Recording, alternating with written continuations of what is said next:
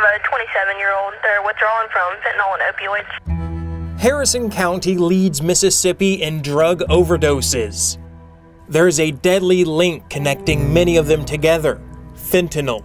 We're at the point now we're tired of people just getting away with selling these drugs that are killing people. Sheriff Matt Haley places a big emphasis on narcotics enforcement. The Sheriff's Office Narcotics Unit is on the front line of that fight.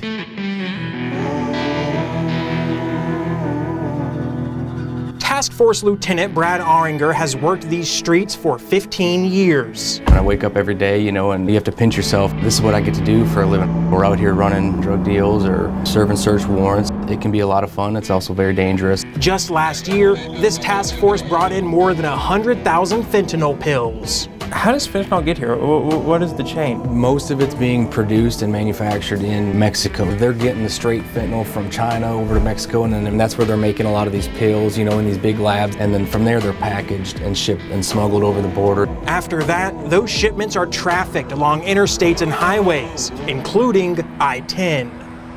It's a major drug thoroughfare. It runs right from South Texas all the way up and through up to the East Coast. We've got interdiction guys that are assigned just to drug interdiction on the highway, and then that's their whole role is to work the highway and try to find these guys that are smuggling large quantities of drugs. Despite their efforts, fentanyl still seeps its way into the community. That's where the sheriff's patrol comes in. We rely heavily on our proactive patrolmen that get out there, and so many of our cases are derived just from that. A patrolman makes a traffic stop and they end up finding a bunch of fentanyl pills or counterfeit pills. It just leads to much bigger cases. The K-9 division plays a big role in this fight. Trained dogs and their handlers hit the streets every day, looking for these deadly drugs, hoping to save lives. I have been working in law enforcement since 2015. This October will make 10 years. This is Deputy Hannah Hendry and her K-9, Azriel. I rode along with them on a chilly December evening.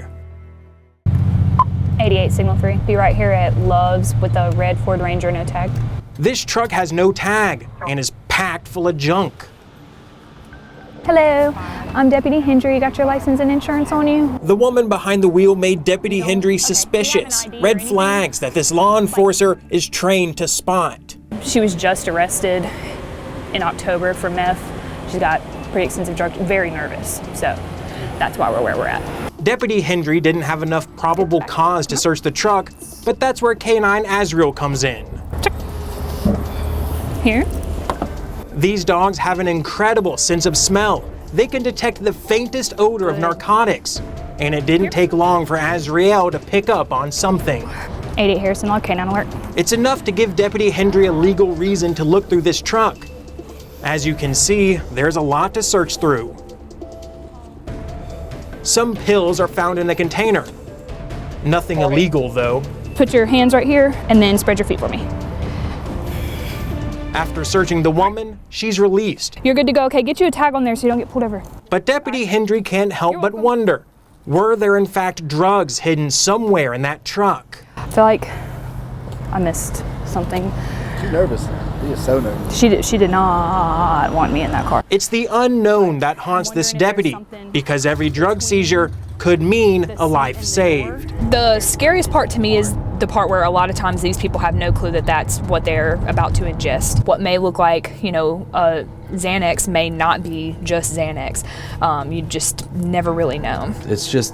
It's a scary situation that, we're working every day trying to keep our head above water and trying to combat. We're getting to the point now where people are just wanting to use fentanyl, like heroin. Because it's so strong and that's what feeds their addiction. State laws are helping law enforcement crack down on fentanyl dealers. At the end of June, Harrison County narcotics agents secured an arrest warrant to charge a man for causing a death by selling fentanyl. The statute is covered under something known as Parker's Law. Parker's Law allows us, another avenue to where if we can prove that this person profited off selling these drugs and knew what they were selling, we can go after them that way. Parker's Law also incentivizes drug users to call for help when someone is overdosing. The law says if you dial 911, you won't be charged for any drugs at the scene of the overdose. An assurance from the state that saving a life is more important than making an arrest. Remember Trisha Holloman? She's the mother of 3 that overdosed on fentanyl while staying in a motel room with a friend. Did you call 911, ambulance, anything? No, we never called 911 or anything. There's a lot of things that happened with fentanyl that people do not report. My case being one. Miraculously, she survived without any medical intervention. But it wasn't enough of a wake-up call. That clarity came during Christmas 2021. She had enough money saved up for her kids to wake up with presents under the tree. Instead, she spent it on fentanyl. That Christmas, I told my cousin, I was like, look, if I don't get in rehab, I'm just gonna kill myself. And Why? because I was tired of life. That bad? It's that bad. Even though you had your kids and everything? Yeah, it didn't matter. I was very selfish. Trisha was determined to change her life around. She eventually got into rehab. And it wasn't easy. She'll be the first to tell you that. I just had to be patient and be still and understand that, trust the process, because at first I was not wanting to trust it at all. I was just ready to leave. Is it worth it? Oh, absolutely. Now, this mother of 3 has her own house, a good job, and most importantly, a close relationship with her children. Trisha wants others to know it's never too late. There is hope. And if anybody's struggling, just reach out. Don't feel ashamed and don't beat yourself up, and it's never too late. There's someone out there to help you.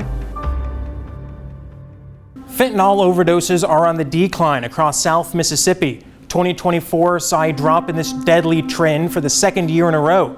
Experts credit life-saving measures like Narcan and rehab treatment. But make no mistake, fentanyl is not going away, and just one dose could be a fatal dose.